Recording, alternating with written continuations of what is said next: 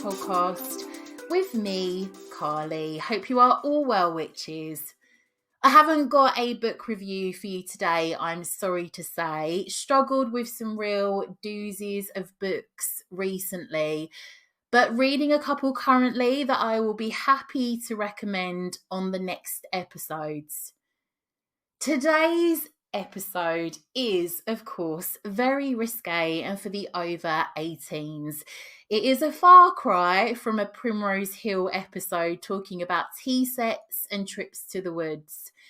I am joined by the wonderful Bea, who was previously on our Crystals episode. Today she's going to be talking with us about sex magic and many important related topics around it. It is a real deep dive. I make it very awkward in points, as I'm sure you will pick up on at times, but Bea was ever the professional. I just wanted to say in the episode, I referenced me being in the crone phase of life and sort of listened back to it and thought I should clarify. I don't mean that in terms of my life stage, but I guess more the phase of life I see myself in currently, as I believe in all of us, regardless of age, we feel that we might be in that maiden, mother, crone energy at any point. I feel the seasons are changing currently, and I'm seeing that daily in nature. So I feel myself sensing that maiden energy coming through in me, and with spring and Imbolc on the horizon.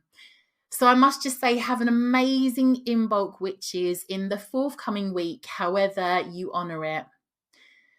On that note, I need to remind you, I do have a little zine called The Hedge Witch's Broomstick that covers the Sabbath of Imbolc and Ostara, and it looks at Brigid, egg witchcraft, the hair, hot cross buns, plants linked to the spring season such as primroses, bluebells.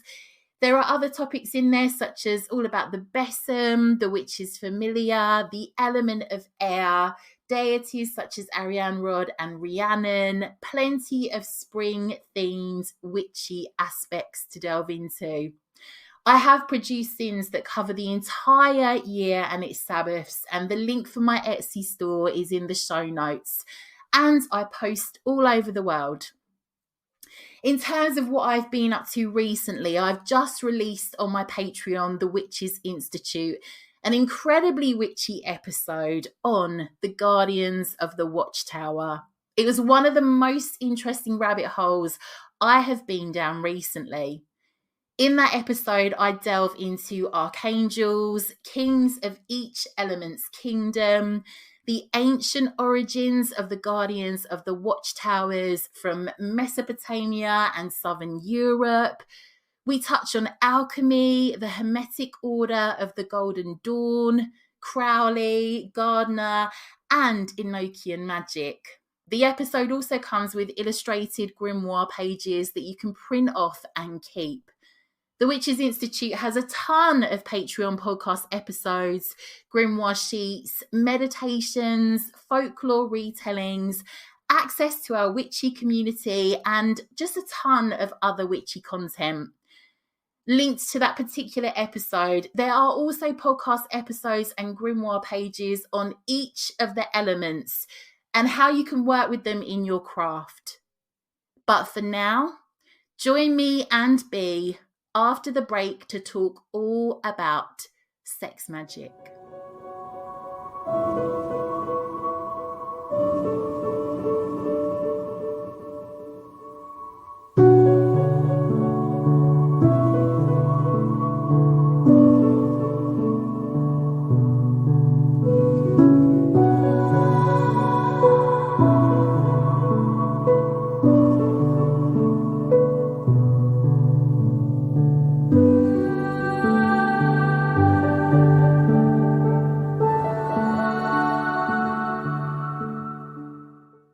Welcome back. I am here with Bianca, the lady behind Sensual Sorcery. B runs spiritual workshops in Colchester, Essex, and you may remember her when she came on the podcast previously to talk crystals. Now she is back to talk about sensuality, sex, and how to incorporate it into our magical practice.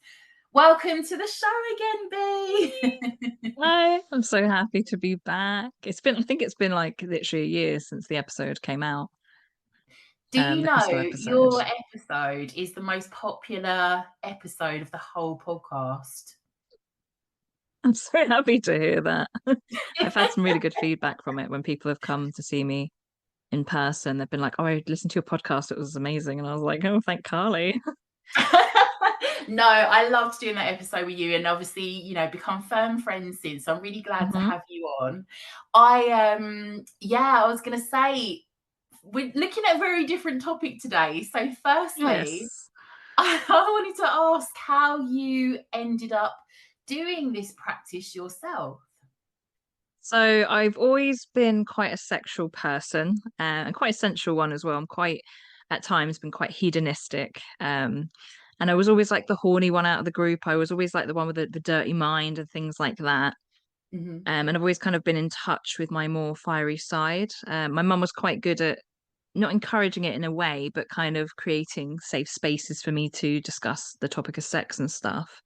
Yeah. And then as I've got more into my spirituality, I'd probably say in the last 4 years, when I started working with Aphrodite Venus, it just made sense to start looking into it more and Yeah. start incorporating it. And it probably started off with like mindful masturbation and then kind of excelled from there. Can you give us some insight into sex magic and how we might want to get started with it? Mhm. So, first of all, disclaimer, just so people are clear that I'm not a qualified sex therapist. I'm not a healthcare professional, but I am a very body positive, sex positive person. And that this is all for people aged 18 and over and things like that. Just wanted to get that all out of the way because it's good to discuss your boundaries before getting involved in anything sexy.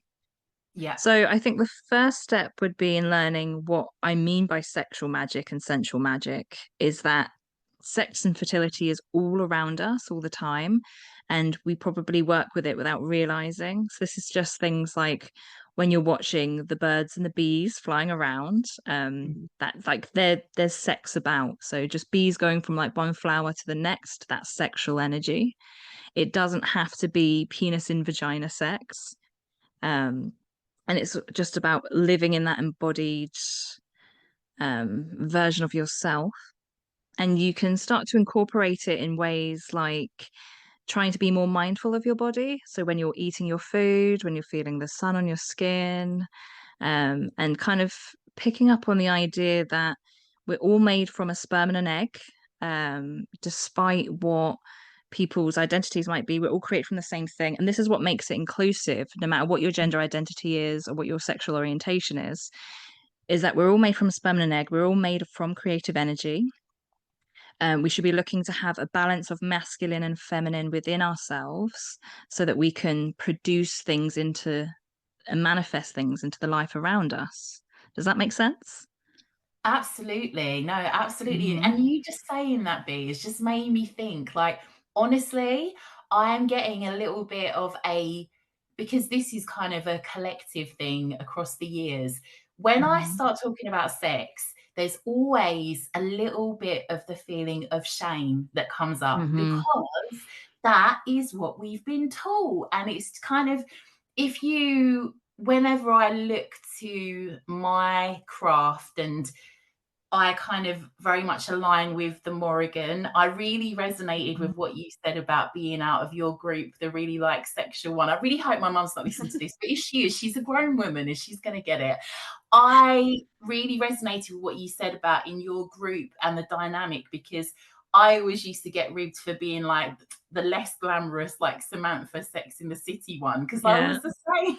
I went to an all girls school, it was just like sex was just on the brain all the time, and that, so I get that. But I Mhm. think when I came to the craft, it was the first time I was like, oh my goodness, we've been so, it's just so inherent, the shame that comes around talking about sex. But then if you look at pagan rituals and going like a maying and so on, and going off into the woods and kind of like maybe like swapping partners and all these things, and conversations about different rituals and so on that link to fertility, ancient Mhm. ones, it's only, in my humble opinion, as the church came in, and then ultimately it's demonized and there's tons of shame around it, and that still is kind of inherent in a lot of us. We've come into this topic, and hopefully you can kind of get rid of some of that on our conversation today.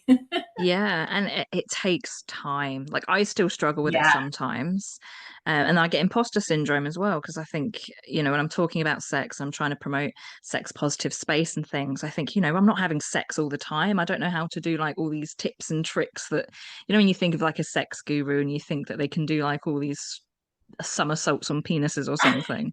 And then I get this imposter syndrome and I need to relate it back. Like, we're all sexual in a sense. We're all created from sex, even if yeah. it's through fertility treatment. That's still sex energy, if that makes sense. Also, this all links to abundance, when you were kind of Hmm. coming to looking at it in nature and so on. Now, I know you have used sex magic in relation to manifesting. Can you talk us through why and how we should and could try this as a practice? Yeah. So you can just, if you're already somebody who's doing the kind of manifestation things that are coming up at the moment, like journaling, working with the moon cycles, etc., you can do it all alongside that. I think it really helps when, do you know how you're meant to kind of visualize what your dream life would look like, or whatever you're trying to manifest would look like? You Yeah. should really try and move it into all your senses. And I think when you're bringing pleasure to your body, whether that's just giving yourself a massage, whether you're doing like mindful masturbation, whether you're just playing with a area in your body that's particularly sensitive for yourself, it can really tap you into it. And I find that when I'm building up a sexual energy and getting closer to an orgasm, although you don't need to orgasm for this to work, you're still building up that energy regardless. As you're kind of being more in your body and you can feel the energy building, if you're being kind of aware of how your body's going, you can then try and visualize what it would feel like to say, let's say, for example, I'm trying to manifest my business growing and I was wanting to have a shop. I would visualize how that money would feel in my hands, how good my body would feel when I have a customer come through the door, when you make your first big sale and you feel that excitement in your body as you're feeling the pleasure, and you keep kind of going and pushing forward and feel the excitement, how good it feels to have your dreams come true.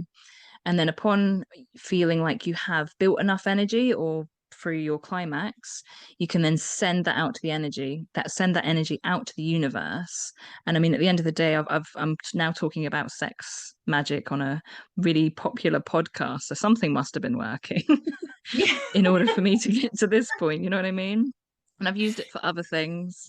I've used it to release pent up emotions such as anger or blocked tears, where I've built up sexual energy and then I've allowed, as I've been climaxing, to feel that rage surge through me, or allow myself to kind of feel super emotional, Yeah. which has been mind blowing because I've definitely had some suppressed emotions down there before that have been released. I can really relate to that because I have orgasmed and cried, and I've been like, Mhm. where did that come from? Like, what is that? Completely freaked out my Yeah. ex-partner.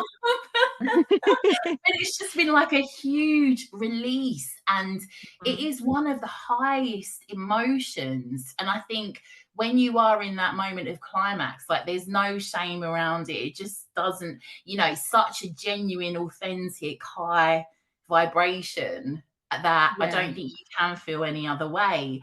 Hmm. Um, I guess like I'm sort of going off like tangent a bit as well, but I'm glad that you're talking about obviously not just sex magic in Yeah. relation to working with a partner as well, because I really feel like for many of us, there can be a lot of issues. And so a lot of our witches, I'm sure, are trying to like date, and it's a bit of a minefield out there, Oh, and more yes. of us are single than ever before.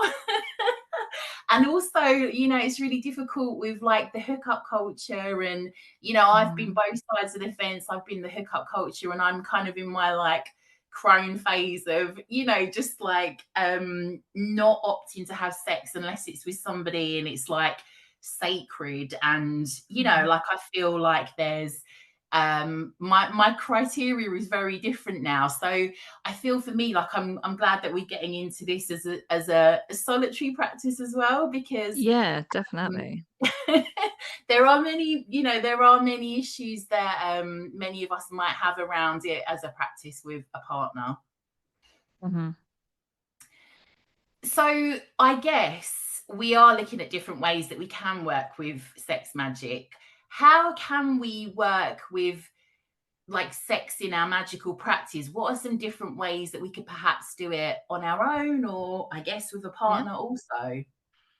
So if you're doing it with a partner, um, you need to make sure that you have got full consent. I know that sounds obvious, but if it's some they need to be aware that it's a spiritual aspect and that they may be getting involved in what we would call spell work.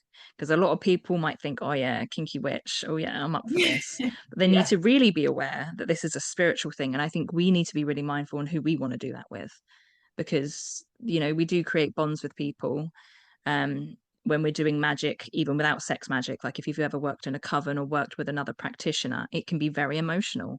And if things then don't end up the way you want it, that can be quite painful and energetically draining. So yeah, always kind of vet things. But other ways that you can do it is you can also do it symbolically. So if you're not comfortable with sex at all, for whatever reason, perhaps you're asexual, perhaps you've got a lot of trauma around it, you can use symbols. So this might be and you can get crystal penises that can represent fertility, masculine energy. You can get athames represent a penis, a chalice hmm, represents a womb. And if you look at the Great Rite from Wicca, where you dip the athame into the chalice, it's literally penetration, but it's purely symbolic. You can do it with your clothes on.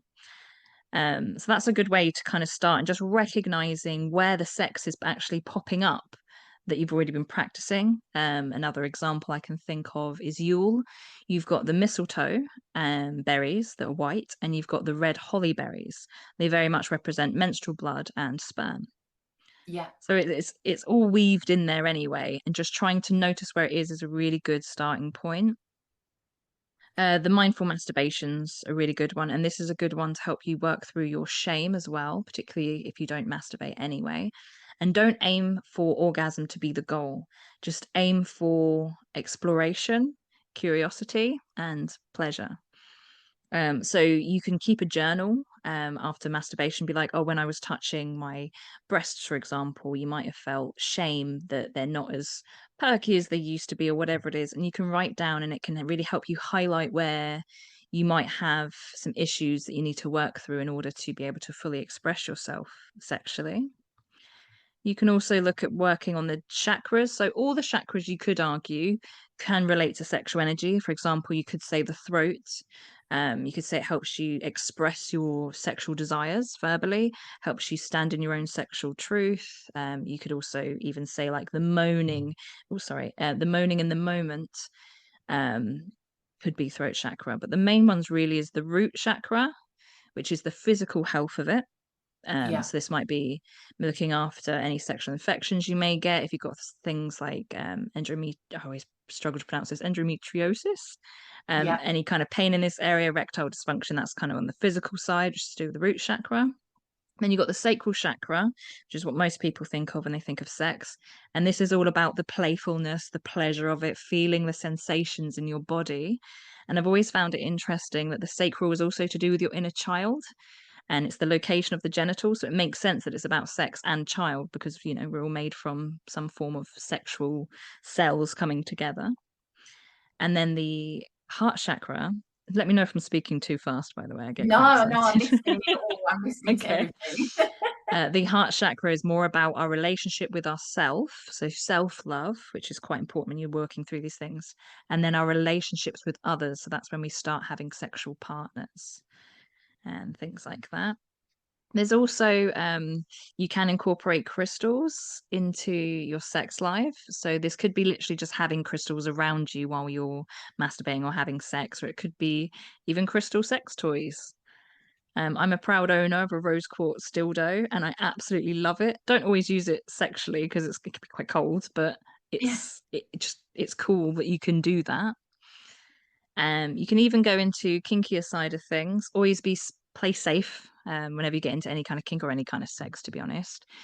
But you can use role play, much like we do. Say you're in a coven and you're doing a circle. You might have a high priest or a high priestess. You might have someone taking on the role of a spring fertility goddess. You can bring that into the bedroom. You've even got old tools like the scourge, which is basically a whip. Again, be safe with your practices, but you could, if you're into impact play, you could bring that into its spiritual purposes as well. So there's a lot of things. There's tantra as well. I'm not a specialist in tantra. I don't really do yogic practices, but that's something you can look into. And tantra isn't just about sex; it's much more expansive than that. So yeah, that's a couple of the ways off the top of my head that I can kind of think of. And before I forget, offering orgasms and pleasure as offerings to deities that you work with. Now, I would only do this if you've had like a longer term rapport with a deity. So you've been working with them for a year or so, or quite intimately, rather than just like picking a deity and then throwing an orgasm that way, if you know what I mean. Yeah, yeah. Yeah. I really okay, this is like gonna send me off down even more rabbit holes after this episode It's all because there's right. so many things Let's go you've just for it. Yeah. mentioned. So many bits you've mentioned. I'm like, oh, this is kind of brought up a tangent for me. I Mhm. think with the partner aspect, the communication side is so key, isn't it? Because Mhm. I just think you've got to, before you get anywhere near that, like have so many conversations about what's not going to happen, what you're not happy with. I'm really painfully direct when I'm a right baggage when I meet somebody like a potential partner because I will like it almost interview them on everything and kind of have conversations about sex before we like weeks or like before we're way off it Mhm. even happening because I've just got really specific boundaries. There's lots of things that are not going to happen and I feel like, when you have those awkward conversations, it just means everything is going to flow so much easier in the moment. Both of you have got your Yeah. boundaries. You both know what to expect.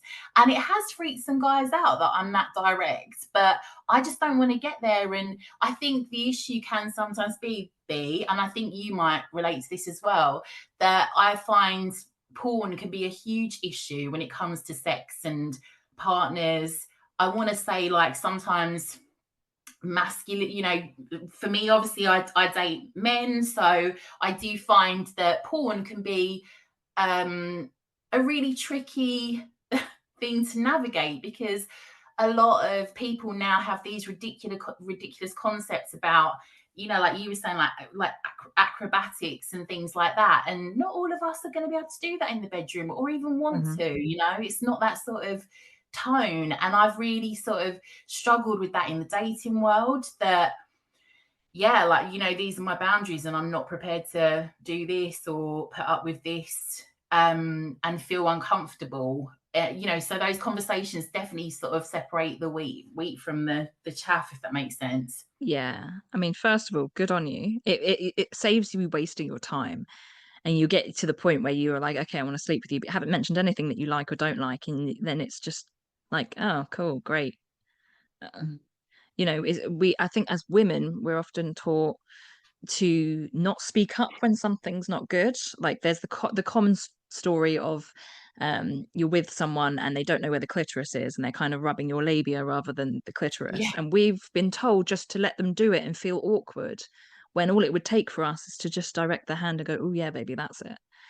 Yeah. So Yeah, yeah, exactly. but when men are told, yeah, I want you to do this, I want you to bend over, I want to have sex with you, and it's like it is imbalanced. And I think if someone is perhaps a little bit immature sexually, and it's not necessarily a fault of theirs, we've No. not given enough education in it, but it can scare them off. But it's probably good that it has, if that makes sense.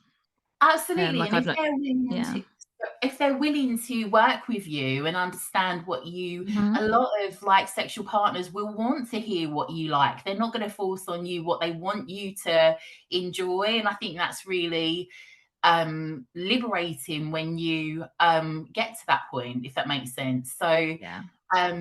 yeah, it's just I really value having those awkward conversations very early on, and Yeah. yeah, so when you And finally like, get to that stage, it's you know, it's a great process, it's a great experience mhm. process, a great experience all around. Yeah. Like I'm a little bit of a kinkster. Like to someone who's very vanilla, and there's nothing wrong with being vanilla. I'm quite kinky, but within the kink community, I'm not that kinky. Nonetheless, it's really important if you are wanting a kinky partner that you discuss what your fuck yeses are and what your hard Yeah. nos are. That you discuss safe words and things like that. Like it's a must. You must do it. Otherwise, you could end up in some really sticky situations unintentionally. You could unintentionally hurt people. And then you've also got your aftercare. Like, what are you looking for out of this? Like afterwards, if I have sex with someone, I like words of, particularly if it's been kinky or a bit different, I guess. Words of affirmation go a long way. Like, oh, that was amazing. I really enjoyed that. And then the feedback of talking about, oh, I would love to do more of X, Y, or Z. Yeah, people don't talk about sex enough. People get really awkward around it. And sometimes I get awkward when I've brought it up, and then I see someone else get awkward, and I'm like, oh no. I think it's And a I very think, British thing as well. and I think sometimes it gets misinterpreted as, right, I'm talking about sex. I'm not sexy talking you. And I've had people, oh, I spoke about sex, and they're like, oh, you've been coming on to me. And I'm like, oh no, Yeah, sugar. yeah. No, I haven't. I've been talking. Like, you'll know if I'm coming on to you. Yeah. Trust me. I'm just talking about sex. And yeah. And regarding the porn thing, it is tricky because I'm not anti-porn. Same. But I think, yeah, but I think we need more, like there is such thing as ethical porn and pay for your porn. Um, and I try to stay away from pornographic images because as much as it arouses me, post watching it, I'm like, oh wow, she didn't have cellulite.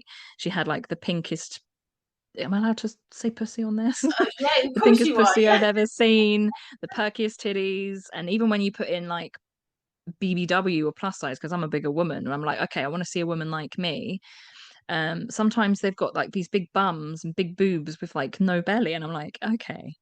And then so I've actually veered into the world of audio porn, which is usually done just by people. There doesn't seem to be many professional, like as you would get professional porn star level of things. And it always comes with content warnings. Like these are the words that are used. It might have indications of this, this, and this. So you can see if it's for you or not straight off the bat, which I love. And I can just type in actual keywords that will come up rather than just the same thing over and over. But yeah, I So think there needs my to be a balance. Sorry. So my issue with porn is that I don't feel that a lot of it is female friendly. And I guess we all have different Hmm. moods and we might want to take a bit of a, I don't know, maybe like a little bit of rough. But for me, if I'm very much like straightforward, like if you pull my hair or if you put your hands around my throat, you may find my fist connects with your face. I wouldn't really do that. I'm a lover, not a fighter, but No, but you there's want certain that hard no's. reaction. Yeah, Yeah. that And it primal is a reaction's there. trend. Sex has Hmm. changed over the years because going back 10 years ago or whatever, people there it wasn't a common thing for you to put your, like for like it's very much a trend, isn't it? Like putting your hand around someone's throat and things like that. Some Hmm. people love that. I absolutely get it. We've all got our different things, but if we can have those conversations up front, and I know we're gonna get into this, but for me, like I have always been very sexually liberated. I've always been very free on that front. I do think when I was younger, I was kind of in control and I loved it. There were moments that definitely, I didn't. There were things that happened to me quite early on that, weren't the best because I didn't manage it so well. But generally, my experience of sex has been very good, very healthy. I do think for me, and this isn't necessarily a deity that many think of when it comes to sex, was the Morrigan, because Mm. she was really like, empowered female, in my mind, had many sexual partners, very sexually free. And I always used to see her as kind of one of my, obviously, work with her, but she was the one that always kind of gave me more of that body confidence to not give a toss, and made me Love feel that. more sexual, more empowered with it. But I'll also say I've got quite a lot of masculine energy, and I struggle with the balance of like feminine Mhm. and masculine. I'm very aware of that. Often a lot of my girlfriends are very in their masculine energy. A lot of my Mhm. friendships have been with guys.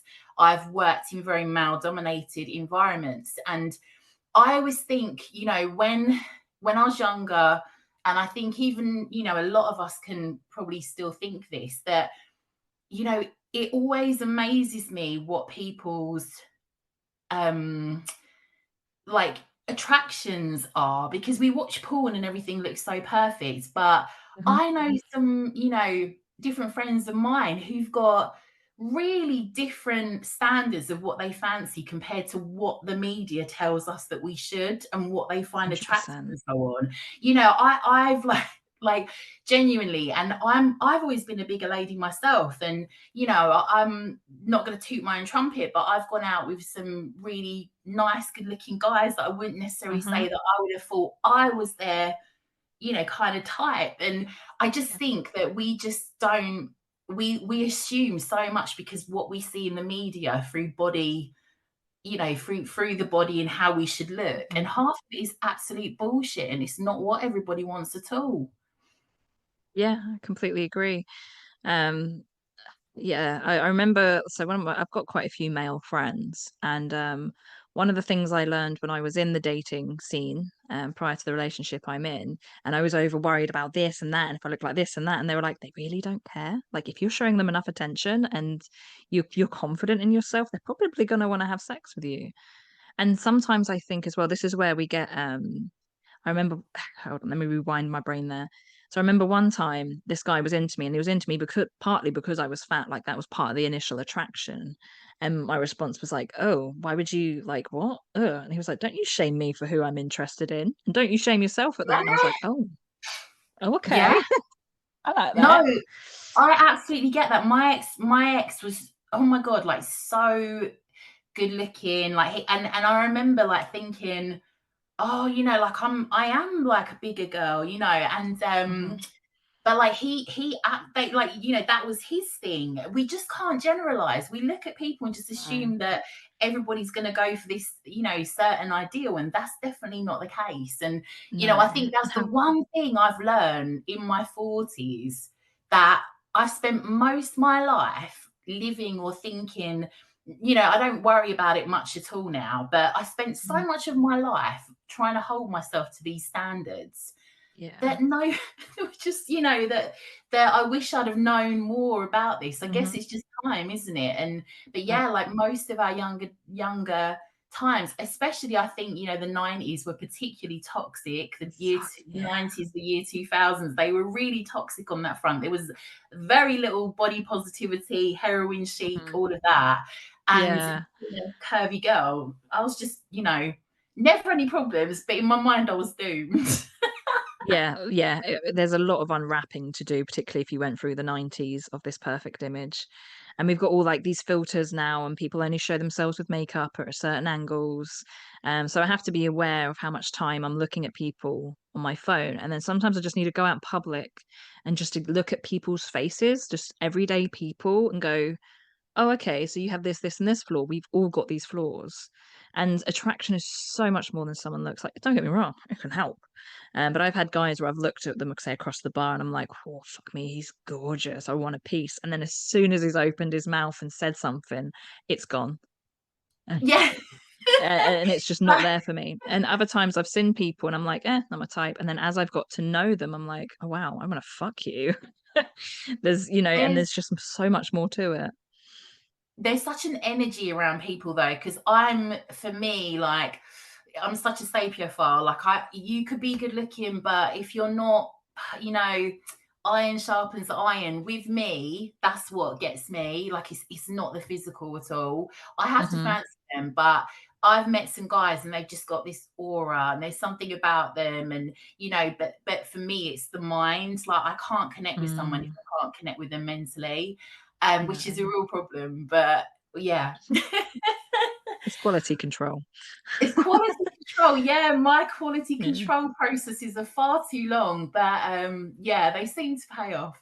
Anyway, that's I good. say, and I'm still single, but I'm happily loving being single. I've got to say, like, I know I Mm, don't see myself as the spinster on the shelf, and I did for a long time, but now no, I really do feel a sort of freedom in I'm dating, I'm doing all the stuff, but a lot of the time I'm like, my life's good on my own, that I'm good remaining single and enjoying just what's out there for now. good. I touched a little bit on the deities aspect. Hmm. I know you work with deities in your practice. So can you talk us Hmm. through if and how you work with deities in relation to sex magic and your relationship with yourself? Yeah, so I guess this is my shout out to Aphrodite slash Venus. I just call them Aphrodite Venus because Yeah. for me it's the same energy. So they are my primary deity that I work with. They were the first deity I worked with, and there's been signs throughout my life that have led me to her, as well as just that gut feeling and that knowing, as that time come. So it's just been little things over the years. Like, I'm a Taurus, my mum was a Libra. We grew up in an all women household. It was just the two of us. My rose is always been my favorite flower. I've inherited roses off of, like, family members who have passed away. One of them being the Bianca rose. I was born on Beltane. I was born on the Oh, 1st of May. okay. And the house I was living in, which was a rented house, we didn't put the thing there. Um, but there was a beautiful mural in the tile work of the bathroom that had the birth of Venus, the Wow. classical painting on it. And I had my like anyone that's listened to the Crystal podcast, I've mentioned before, that I've had psychotic episodes, and one of them was a spiritual psychotic episode. And it kind of felt like, although I wasn't working with Venus during the time of that she was there watching over me. Yeah. So that's kind of how I kind of knew it was right. And I remember being in my first relationship I had that was long term. It ended up not the best relationship. But I remember the first time he slept over my house, in the background was Coraline playing. That's what we were watching and we fell asleep to. And in Coraline, I know it sounds weird, but there's a scene where there's a fat woman and she dresses up as Venus and she does a play. And it was only Yeah. later that I looked back and I was like, oh, you were there. And Yeah. when I went on my first date with my current partner, who's a much healthier relationship, um, we went past a new beauty bar that had opened up in town that was called Aphrodite Bar, and I was like, okay, okay, I'm listening. So she's always kind of been there for me. I really started working with her when I re-entered my spiritual phase because I kind of dropped out of it, and then I re-entered it after my mum passed away, and I was going through a lot of therapy as well. So let me make that clear. I was having therapy while I was working alongside Aphrodite, but it really taught me to love myself, to find my inner goddess, I guess, to up my standards. And whenever I've had messages from her, they've been quite blunt. So it's things like when I've been treating myself like poo, she's been like, the message has basically been like, how do you expect someone to treat you better than you treat yourself? Yeah. Like, what kind of standard are you setting? And I was like, okay. So it's been quite blunt for me personally, my experience, but in a really, like, in a how your best mate should be kind of way.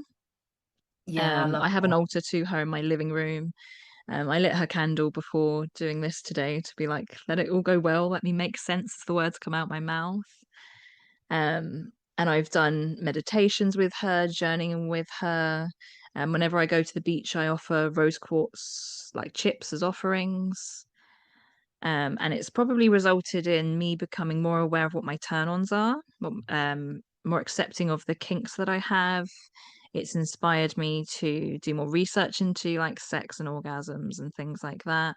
Helps me embodied living. So I've always suffered with low moods, especially in winter. Yeah. And in the last 4 years, I would say they have improved again alongside therapy. But I now, so Aphrodite isn't just about sex and having relationships, but it's about love and joy and laughter in life. So it's just finding the bright side of things. It's enjoying, like going back to how I said you could start introducing sex magic into your life, feeling the warmth on your skin, feeling what it's like to drink fresh water and have your body feel refreshed, how good it feels when you're in the bath and you're washing your body and you can feel the soap slathering around. And that's just brought more joy in my day-to-day life, and I fucking love it so much. um yeah, working on the body image is always an ongoing issue. I've had issues with body dysmorphia in the past, and it still crops up here and there. And I've ended up with much better relationships, much better friendships. Um, yeah, much better of a time in general. Oh, I really relate to that, especially around I was always completely disconnected from my body because I was always so in my head Mm, as an overthinker. And the only reason, so I'm obsessed with weightlifting. I've bored most of our listeners with this, and I still am. It's like been a long going thing, but it's the only time in my life. And I appreciate I'm very able body wise to do that because I know, not all our listeners are going to be, physically able to do this. That I'm very conscious of that as well. But there are other methods that we can connect with our body because God, the overthinking in relation to my body image was half the issue. And yeah. when I could like get out of my mind into my body with weightlifting or any form of even going for a walk or whatever, I did find that my relationship with myself changed, but also with my food as well. Um, Yeah. and I feel like you were saying about Aphrodite. I don't know what it is, but I feel like I have had so many, I like to think goddesses kind of tap me on the shoulder and say, "Can you talk Mm, about me now on the podcast?" Because like there's always times in my life and I'm like, "Oh my goodness, do you remember when like Aphrodite was like screaming in your face?" There's so many that have kind of I've had things come up for that I'm like, I can't mm, work with all of them. So now I like embody the goddess, just all the aspects of all the goddesses and the mhm. maiden mother and crone, and because I just feel like they're all there and I love them all and I can't choose one, so I've just decided to go with the goddess. And I started, praying to her, working with her the last few months. It's probably around the time of we looked at like Ellen of the Ways, and I just really connected with that ancient like primal goddess energy.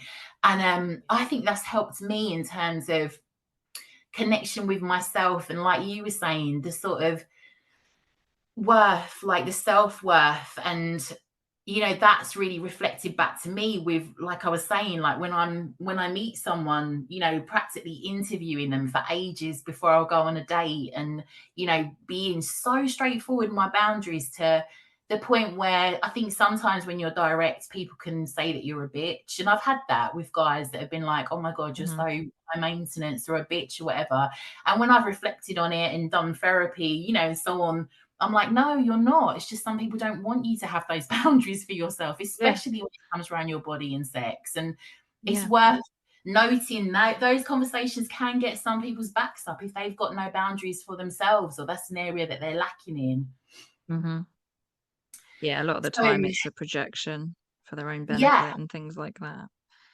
absolutely, absolutely. But no, I really resonated with, and the thing is, you got me about being born on Beltane, one of the most sexual Sabbaths, in a beautiful way. It's And destined to be.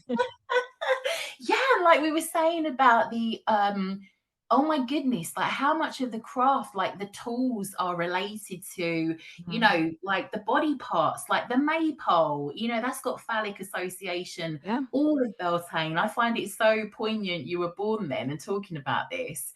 But yeah, it's just it's so amazing how stifled all of that would have been once the church was forced on people. Yeah. Not that I'm bashing Christianity, but you've got to think, if you had your certain beliefs and ways and then that was hard pressed on you and you've got no other choice other than to now become Christian in their eyes, you would have Yeah. lost so much, and then so much shame would have been created around it because of a deterrent to do it. It Mhm. must have been just crazy. Yeah, and there's if you look, like, historically, at the journey of Aphrodite, and it goes before Aphrodite as well, there's, like, Astarte, Inanna, and things like that, but I obviously work with Aphrodite, so that's where it starts for me. So she's Grecian goddess, she's about love and sex and, rah-da-da-da, she's even got sacred prostitutes, sex workers, and Yeah, then she evolves into, as we all kinda know, Venus. And Venus ends up becoming more of like a mother figure as opposed to just like that. She kind of moves from maiden into mother, which is absolutely fine. And it's meant to be one of the kind of origin stories of Rome is that her son was fled from the Trojan War overwards and ended up leading over there. And that's why Venus is like the mother of Rome. And then as time further goes on and Christianity historically starts to develop, she's then almost basically turned into the Virgin Mary. So she's now not just the mother of Rome, but she's now the Virgin Mother of Rome. So slowly but surely, parts of her are picked apart, if that makes sense. yeah. Hmm. And some of her temples were some of the first to kind of be pulled down by Constantine. So yeah, it was quite a poignant move in this shift of energies of the world. And it's yeah, it's such a shame that um people feel so much shame around their own sex and pleasure, and women will shame other women. I've had it where I use sex toys. I'm a massive advocate for sex toys. Yeah, Particularly as a disabled person, it's quite useful if my body is sore. And orgasms are good for pain relief, by the way. um, yes, but I've yes.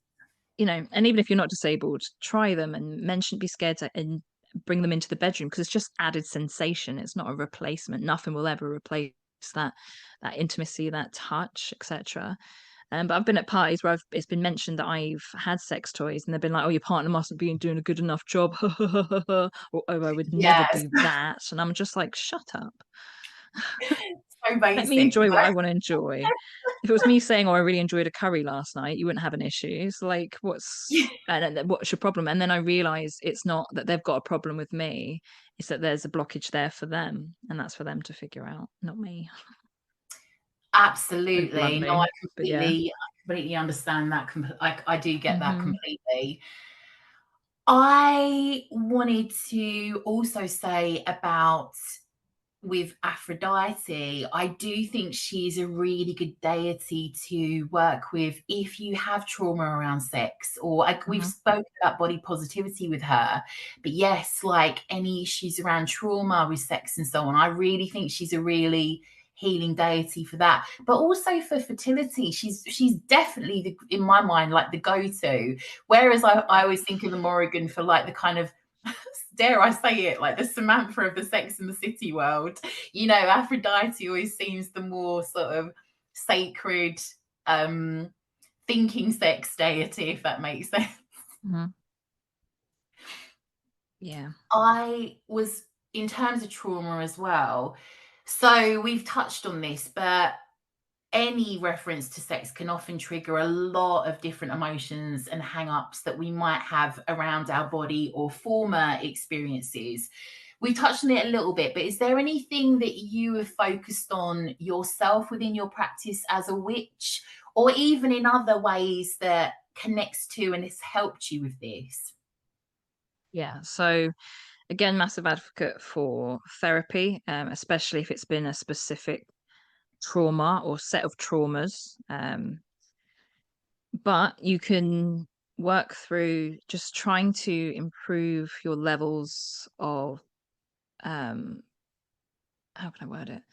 Self-respect, I guess, and learning to love yourself is probably the key place to start with it.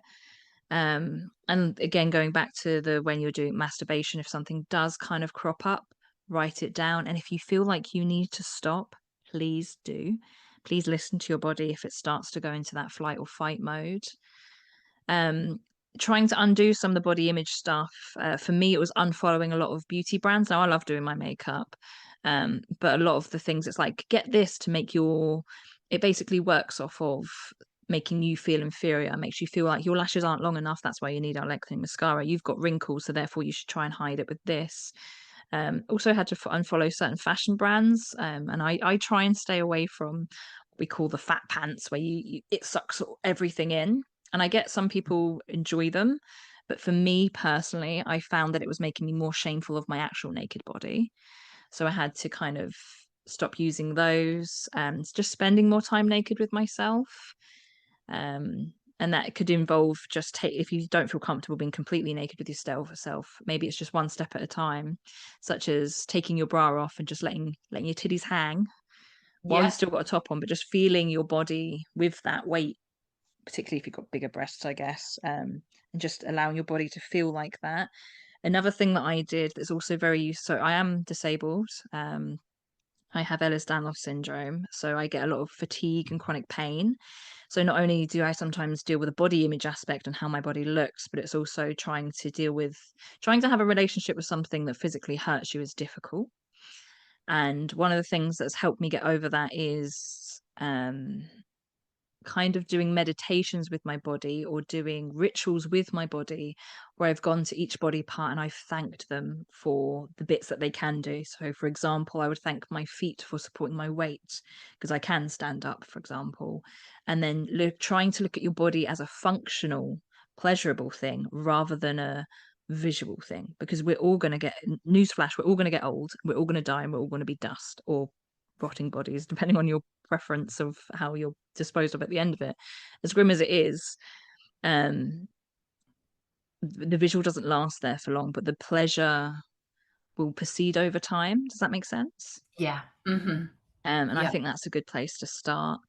And I follow content creators that show real bodies. So I follow some plus size content creators. There's some plus size yoga instructors out there that allow you to adapt for where to pop your belly in certain positions and things. And that's kind of counteracted it. You might need to step away from the stereotypical porn and try to just see what works with your own fantasies and imagination, and things like that. Spending time in front of the mirror can sometimes help, sometimes make things worse. Again, also, if you've had any issues with body dysmorphia or any kind of eating disorders, you really might want to do this alongside a healthcare professional, because the last thing you want to do is trigger and have like a setback with things. So it's a delicate process. Take it slow and easy, and if it works, keep going. If it's make things worse, stop and try again. Oh, I love that. Absolutely. And that's the thing, isn't it? It's kind of sometimes as well when we get emotions come up. Sorry, I'm talking kind of more in the sexual, so in a sex situation. Hmm. Sometimes it can be confusing, sometimes things that come up for us. And like you said earlier, sometimes it's kind of stepping away from it afterwards and journaling on it and trying Yeah. to identify what that core emotion is, because I've had that in situations with someone, and at the time I'm like, what, why do I feel really triggered by this, what is this from? And I've like unpacked it, and it's, oh, okay, that links to that, I've got an issue with that because of this, and it's a little bit of shadow work that I've perhaps done around it, or discussed with like a therapist or someone. Like I recognize I'm very lucky now to have access to work with a therapist financially, because there's times in my life where that was never going Yeah. to be an option for me to do, Hmm. no way. But yeah, Yeah. I'm very aware. But even if you don't get to work with a therapist here in the UK, there's often, it's very limited, but sometimes you can get free access to counseling and so on. So definitely Hmm. seek it out if this does come up. But if that isn't an option, then I think journaling around anything on this front, any shadow work you can do in respect of your body and sex. And I'm so sorry, I'm not trying to Okay. take the No, no. mic from you. Go, I go. met someone, and oh my God, I feel really weird saying this, putting this out there. I've been interviewing someone and started seeing someone, and he's great. Like he's passed like lots of the things with flying colours thus far. I haven't got to that stage. And I've journaled on a lot of things that have come up along the way. Because when you meet someone, when you start having sex with someone, it's very hard to remember where you begin and they end. And that's often been my problem in relationships or sexual relationships.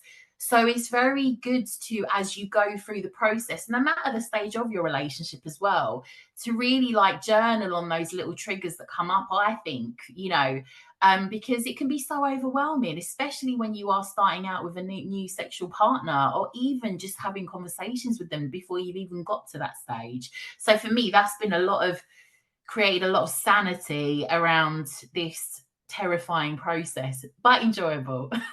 hmm I think forgiveness, both self-forgiveness and forgiveness of others, is quite powerful. Now, this isn't necessarily talking if someone's been assaulted. That's like a whole different kettle of fish, but it's more those bad sexual experiences that no one really benefited from, or it was quite one-sided. So you can kind of, this is what I've been doing recently. I've been working on the heart chakra, and part of that has been forgiveness for past relationships. I haven't worked on like the abusive emotional aspects yet, but sexually, I've looked at the sexual relationships I've had, particularly when I've been like a teenager and things. And I've had to forgive myself for not having those boundaries in the first place, forgive myself for allowing my pleasure to come second or not even anywhere in the lineup of importance things. I've forgiven others for like I've been ghosted before, so it's forgiving someone for doing that because that's their own shit. Forgiving myself for like when I've not been in a relationship and cheated, but I've kind of been seeing lightly one person, then another, and then another because I didn't know what I want. And I've forgiven myself for that. And I think that these moments have been quite healing in me being able to move forward in my sexual journey with myself. And I still have hang ups. I still sometimes struggle to initiate sex and speak my desires. Well, not I can talk about them, but I sometimes struggle to take steps to have my desires met. So it's an ongoing process, I think, for all of us, and I like to be transparent with it. I love this conversation because you've also got me thinking about I've spent a lot of time the last kind of couple of years like living my nun lifestyle of not having sex for a few Mhm. reasons. Not because I haven't been able to get it, because I'm telling you now, I think most people in the world, if they wanted to, could, like genuinely, there's always someone out there that is a willing participant.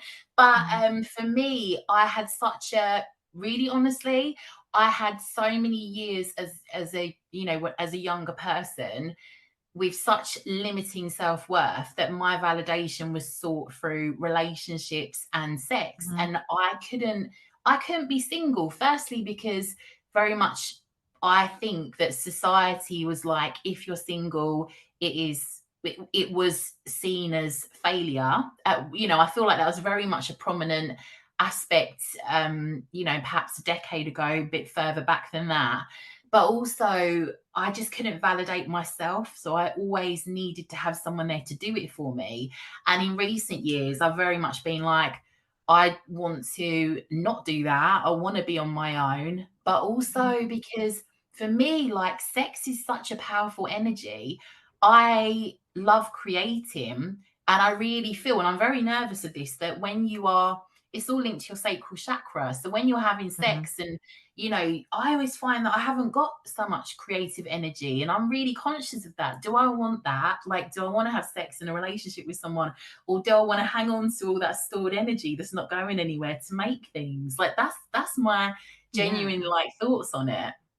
Yeah, that's a real interesting concept because there's some sex magic practices where they encourage you not to actually orgasm or to release the energy in that sense, but to build it and build it up and up and up, and then don't release it and then use it in other ways. So that is kind of another way you can do sex magic, which is quite interesting. And I relate to that to an extent as well because historically I've been the type of person where if the sex is good, like physically good, I will overlook red flags and such because I get like if there's two things I've ever found like addictive in this world, it's been sex and food.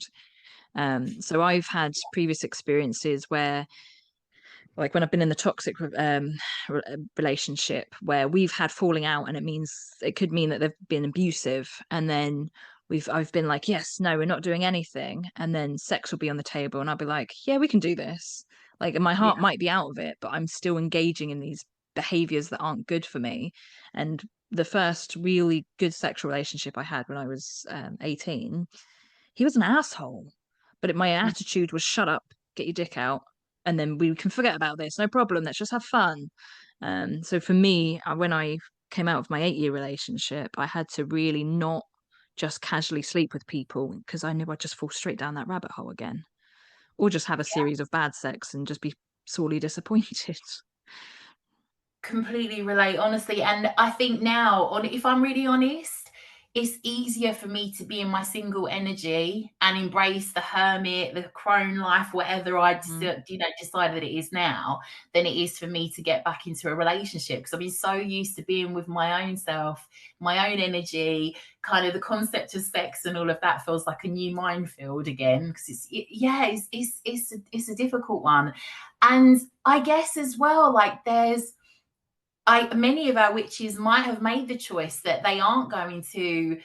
A lot of us witches, like myself included, we are very, very solitary, not to just the point Mhm. of our craft, of our life, because sometimes the collective and so on feels just too much. And, sometimes meeting people that you resonate with isn't the easiest, especially when it comes to partners, because, I've met guys that like haven't got the witchy thing, and if that's a huge part of your life and it's your spiritual beliefs, and sometimes it just it's tricky often to find partners that can understand the life that we're living as well. So a Mhm. lot of us will remain single because we just don't want to muddy the waters and can't Mhm. be asked explaining it all to them, or being ridiculed as well. Because I've sort of had, obviously they didn't last very long and got a few strong words, but a few guys that have, just sort of been a bit insulting or sarcastic about the witch aspect of me, and that's a huge part of me. Yeah. I'm really lucky in that my current partner, who is male, is really open-minded and has some spiritual practices of their own. But yeah, I've definitely met people where again, it's like that filtration process. If I try and mention that I'm pagan early on, just to see their reaction, or to mention that I work in a crystal store, just to see their reaction. And yeah, it's a minefield, Absolutely. definitely a No, definitely. minefield. So, are there any resources or books or podcasts or anything on that front, resources wise, that you would happily recommend for our listeners to explore further? Yeah, so there's lots of sex specific podcasts out there. Just type it into your preferred podcast platform, and there's quite a few. There's a lot of it's run by women, which is nice if you are a woman. But there is male ones as well. A book I've recently got that is amazing so far. It's called Sacred Sex. And it's by Gabriella Herstick. I hope I'm pronouncing that right. Mm, And it yeah. is so good. Like, she's got activities that you can do, like there's journaling prompts, there's tarot spreads, and the information is so good. And she knew what she was doing, because the book itself feels soft and the font is like this blood red, and it's Mhm. absolutely gorgeous. And I can send you a list of other things to put into the show notes as well, like some body positive Instagrammers and things like that. I'd happily share. And a book called, I always forget what it's called. Again, we'll put it in the notes. I think it's Sextrology. Is that the one that I told you about, Carly? Yes, yes, it is. I Yeah. will put that in the show notes as well. Yeah, I know Hmm. you highly rated that one. I've had that since I was probably about 16. I brought it back. My mum was like, "What on earth?" And I was like, "Look, mum, just let me do it." She was like, "All right, suit yourself." And it's got like highlighter all over it, because obviously I was quite young. So whenever I would get like a new partner or had a new crush and this was their thing, I would highlight it. And over the years, it's been really accurate. Not so much with the pairings and how one sign pairs with the other, but it makes sense. So yeah, I really recommend that book as well. I'm a nightmare for that, with especially like astrological signs. I'm like, if I see someone online, I'm like, no, that's not going to work for me as a Leo. And I know I shouldn't Yeah. do that because obviously there's so many other placements you've got in your birth chart. Yeah, But there is that's this true little as bit well. of me that's like, yeah, I already know how this Mm. is going to go. Yeah, your Venus and your Mars are quite important when it comes to sex. Venus more so in relationships and how you have like harmony, a little bit of the sensuality and what feels good. Mars is more in the passionate, primal kind of essence. And then the moon is to do with your emotions. So the moon's quite important in that aspect as well. But your sun sign definitely gives off first impressions, if you know what I mean. Well, you've obviously been doing a lot, and I know you've got a Hmm. lot coming up this year as well. So, what can you tell us that our witches need to know about? Yeah, so in this coming year, I've got they're in person at the moment at Colchester, Essex. I do monthly crystal workshops and they all have different themes. So at the moment we're running through the chakras, but we've also had like cleansing, grounding, protection, divination. I'm thinking about moving them online as well. I'm just trying to work out the logistics for that and being careful not to take on too many projects at once because I know what happens. The main event coming up is at the Colchester Castle Museum on the 15th of February in the evening. It's £15 for tickets and it's an evening of sensual sorcery. So I will be talking about sex and spirituality.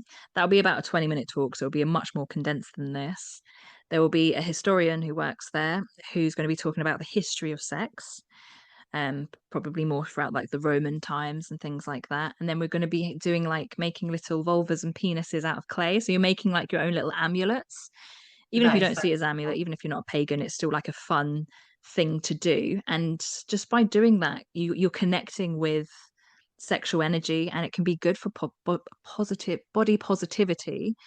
There's a lady I know. She runs Boobyful Makes. I think that's the name of the thing. I'll give you her Mhm. Instagram link. And she did where you make a clay vase and out of a woman's body, so you make it yourself, and that now Mm. sits on my Aphrodite altar. But yeah, we'll be doing like a micro version of that, and I'm really looking forward to that. So yeah, make sure to check it out. And if you've got any questions about it, just pop me a message and I can explain what's going on. And I'm also going to be starting. So my friends work at Stinging Bullfish, which is a tie-dye company. Mm. And they do some really cool crystal inspired tie-dye sometimes. And we're going to be doing like streaming video games and just doing like live chats. So that's another project I've got in the making that's still in early stages. So yeah, lots of exciting stuff happening. Just follow me and I'll post about it really excitedly when it's going to happen. I love this. Absolutely love this. I've loved this topic. And you know what? Sometimes when I'm just trying to mainly focus my life on doing witchy things and weightlifting or whatever, I'm sometimes like poo poo, sort of worrying about my sex life and relationships and so on. But then I remind myself, B, if you look at the goddesses and the gods, and all the Mhm. mythology, most of that, pretty much all of that was, all these ups and downs that related to sex and love. And that just shows you how important it has been and always will be. Yeah. And I really advise everyone to learn to fuck yourself really good. Yeah. You know what I mean? So you don't need someone to fill that thing, that you don't need someone to fill that hole, sorry. Um and it's just so liberating to know you don't need someone to do that for you. You're not going to have to put up with X, Y, and Z to just try and get something satisfied. And we also can't expect someone to bring us pleasure if we don't know what pleasure is for us. Otherwise, they're just in as much of a guessing game as you are. Absolutely. So having that clarity and understanding from us working with ourselves, what it is we want and what we enjoy. And yeah, absolutely. This has been such an enlightening conversation, and I'm really glad we got into it. I feel like we really got into the bones of it and, pushed some boundaries on some of the conversations. Yes. I feel really like positive about this. It's given me a lot of food for thought. B, thank you so much for coming on. I'm Oh, so thank grateful. you. I love talking about this in a healthy environment as well, where I'm where we're heard and we're allowed to express ourselves, and no, not a shameful space, but a nice, open, safe one.